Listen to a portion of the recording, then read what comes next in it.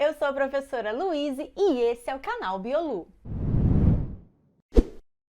Você já parou para pensar como que na adolescência, quase que de repente, num passe de mágica, meninos e meninas começam a aparecer homens e mulheres? Ou então, já parou para tentar entender o que acontece com o seu corpo na hora do medo, na hora da adrenalina? Bom, essas e outras questões do nosso corpo estão relacionadas a sinalizadores químicos, os hormônios. Quer entender como isso tudo funciona? Então se inscreva no canal, prepara o dedinho do print e fica comigo até o final da aula. O sistema endócrino é formado por glândulas endócrinas, ou seja, glândulas capazes de produzir hormônios. Vale lembrar que existem 3 tipos básicos de glândulas: as exócrinas, as endócrinas e as mistas. As glândulas exócrinas são aquelas que liberam as suas secreções para fora do corpo, para exo, como por exemplo as glândulas sudoríparas, mamárias, lacrimais. E as glândulas endócrinas, que são as que nós vamos estudar hoje, são aquelas que liberam as suas secreções, ou melhor, os hormônios na corrente sanguínea.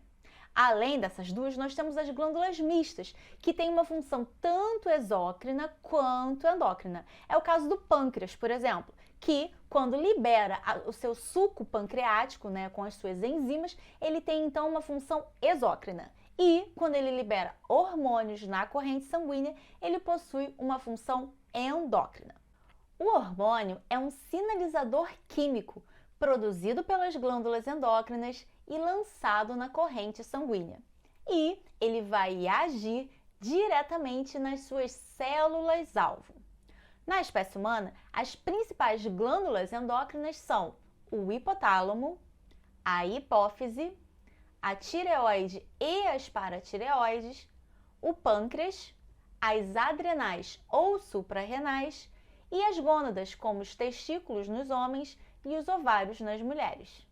O hipotálamo é uma região do encéfalo que combina, ou melhor, que conecta o sistema nervoso e o sistema endócrino.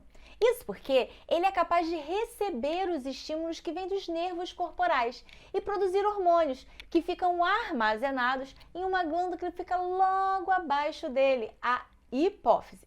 Além disso, o hipotálamo também pode estimular ou inibir essa glândula.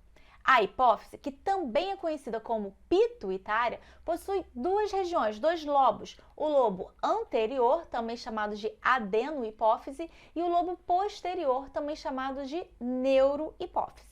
E é justamente nessa porção, na neurohipófise, que ficam armazenados aqueles hormônios que foram produzidos no hipotálamo, como a ocitocina e a vasopressina. A ocitocina é capaz de estimular as contrações uterinas, como por exemplo as contrações do parto, além das glândulas mamárias, ajudando ali na liberação do leite materno. Agora, atenção! Ela não é responsável pela produção do leite materno, não. Isso daí é outro hormônio. Ela apenas auxilia na liberação desse leite. Bom, e a vasopressina, também conhecida como ADH, o hormônio antidiurético, vai ser produzido no hipotálamo, armazenado na neurohipófise e vai agir diretamente nos néfrons, nos rins, aumentando a reabsorção de água. Além disso, a vasopressina é capaz de causar uma constricção, uma vasoconstricção das arteríolas. Por isso o nome, vasopressina. E essa diminuição do calibre das arteríolas pode auxiliar aí no aumento da pressão arterial. Bom, esse assunto você também encontra na nossa aula de sistema urinário. Já a hipófise anterior secreta 6 hormônios importantes. Alguns deles são chamados de hormônios tróficos, ou seja, são os hormônios que vão atuar sobre outras glândulas, razão pela qual a hipófise é conhecida como a glândula mestra. Dentre eles está o TSH, ou tireotrófico, que é um hormônio capaz de estimular a glândula tireoide. Um outro hormônio trófico é o adrenocorticotrófico, o ACTH, capaz de estimular a glândula suprarrenal a produzir os seus hormônios. Temos ainda o hormônio folículo estimulante, o FSH, e o hormônio luteinizante, o LH. Ambos são hormônios gonadotróficos, ou seja, atuam nas gônadas, como os ovários e os testículos. Mas, além dos hormônios tróficos, a adenohipófise ainda secreta a prolactina, capaz de estimular a produção do leite materno pelas glândulas mamárias, além da somatotropina, também conhecida como hormônio do crescimento ou GH, capaz de estimular o crescimento ósseo. Para entender melhor o funcionamento do sistema endócrino, nós vamos analisar a glândula tireoide, que fica localizada na região do pescoço. Bom, quando existe uma baixa concentração dos hormônios tireoidianos no sangue, o hipotálamo estimula a adenohipófise a secretar o hormônio tireotrófico, o TSH. Esse vai então agir diretamente na tireoide, estimulando essa glândula a produzir os seus hormônios, que são o T3, o T4 e a calcitonina. Conforme a concentração dos hormônios tireoidianos aumentarem no sangue, ela vai então inibir tanto o hipotálamo quanto a hipófise de estimular a produção, em um mecanismo que nós chamamos de feedback negativo. Ou seja, quando existe muito de um determinado hormônio no sangue, nós temos então a inibição do processo que gera aquele hormônio, que estimula a produção daquele hormônio. Os hormônios T3 e T4 estão relacionados ao metabolismo. Tanto a triiodotironina, o T3, quanto a tiroxina, o T4, são capazes de aumentar a velocidade de oxidação, a liberação de energia. Ou seja, os dois são capazes de aumentar a taxa metabólica e também a geração de calor. O excesso desses hormônios, condição conhecida como hipertiroidismo, pode fazer com que o indivíduo perca peso, tenha temperatura e a pressão sanguínea elevada, além de uma certa irritabilidade. Por outro lado, no hipotiroidismo, ocorre uma baixa secreção do hormônio, fazendo com que a pessoa fique mais lenta, mais lerda, mais letárgica e acabe ganhando peso. Um sintoma típico do hipertiroidismo são os olhos saltados, a exoftalmia, causada por um acúmulo de líquidos. Já no hipotiroidismo, a baixa concentração de T3 e T4 faz com que a hipófise secrete mais TSH, o que estimula o crescimento da glândula e o inchaço do pescoço. Muitas vezes, esse bócio é endêmico, ou seja, ele é carencial de iodo, um mineral presente na composição desses hormônios. Além do T3 e do T4, a tireoide ainda secreta a calcitonina, um hormônio capaz de diminuir a concentração de cálcio no sangue. Mas, na verdade, a concentração de cálcio no sangue vai ser determinada por uma ação conjunta entre a calcitonina da tireoide e hormônios produzidos pelas paratireoides. As paratireoides são glândulas pequenininhas, geralmente 4, que ficam na parte posterior da tireoide e que produzem o paratormônio.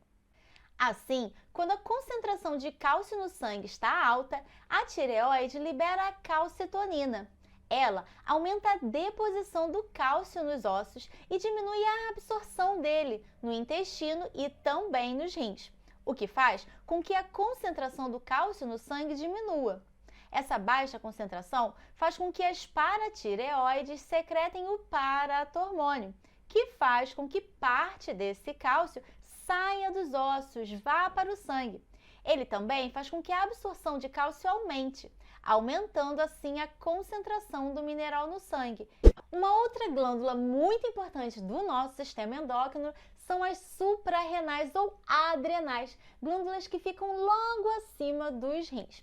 Nessa glândula, a região mais externa dela, o córtex, é responsável pela produção dos corticoesteroides, como por exemplo o cortisol. O cortisol é um hormônio que aumenta a glicemia, ou seja, a taxa de glicose no sangue, além de diminuir a permeabilidade dos capilares sanguíneos. Essa é a razão pela qual o cortisol, também conhecido como cortisona, é muito utilizado como tratamento para inflamações.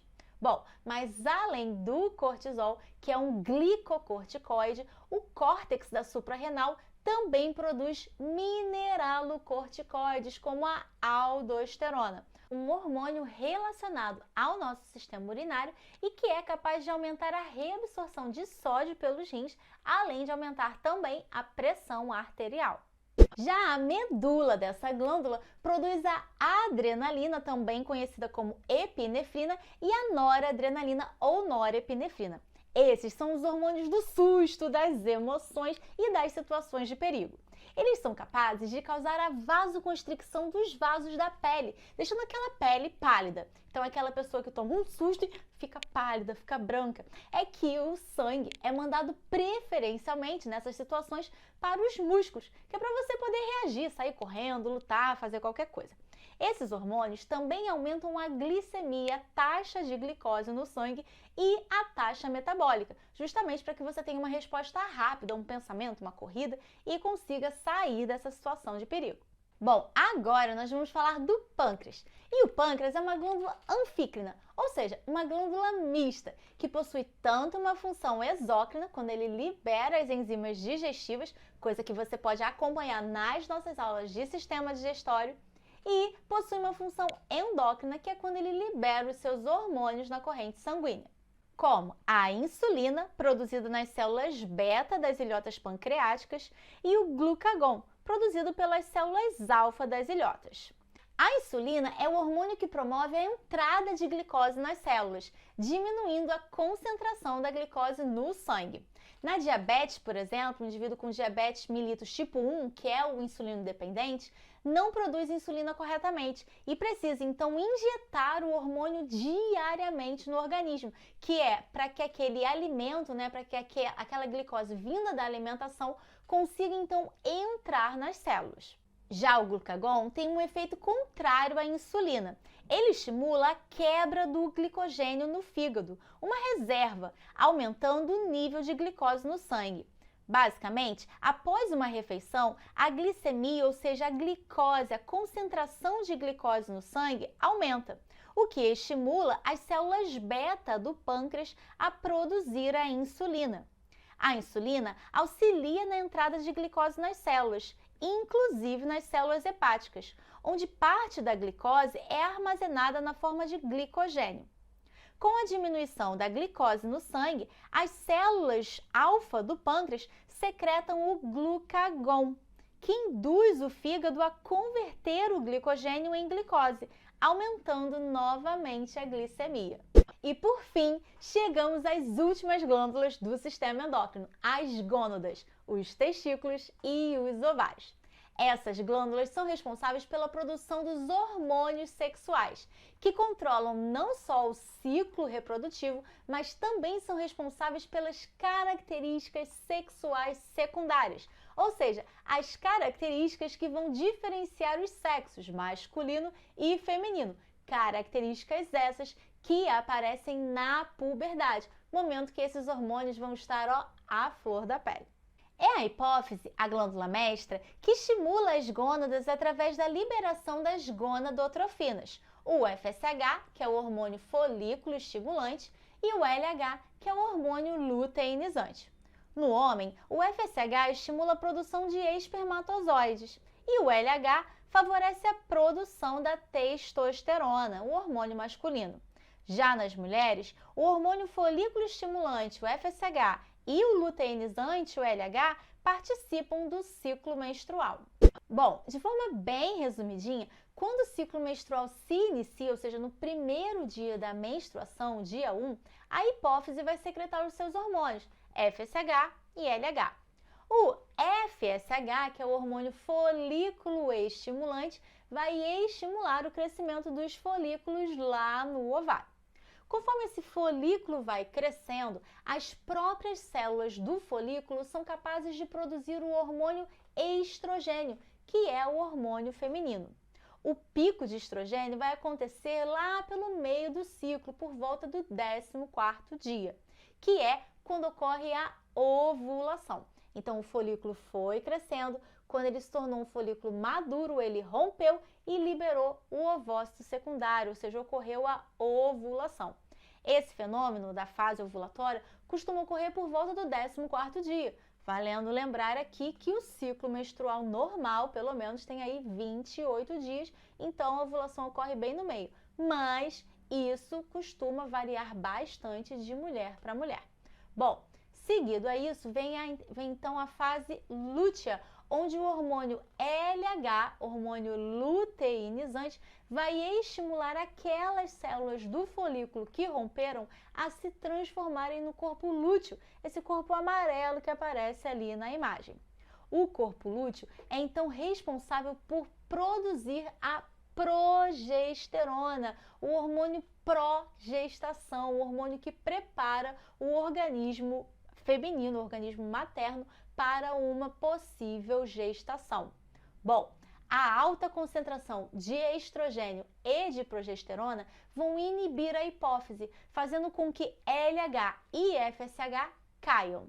E, desde que não tenha ocorrido fecundação, o corpo lúteo vai involuir, vai desaparecendo, fazendo com que as taxas de estrogênio e progesterona também caiam. E é essa queda hormonal bem drástica e acentuada que vai então acarretar na menstruação, fechando mais uma vez o ciclo. Beleza? Bom, espero que você tenha gostado da aula, que tenha tirado os seus prints, feito as suas anotações, os seus mapas mentais, que é para você memorizar, fixar melhor essa matéria.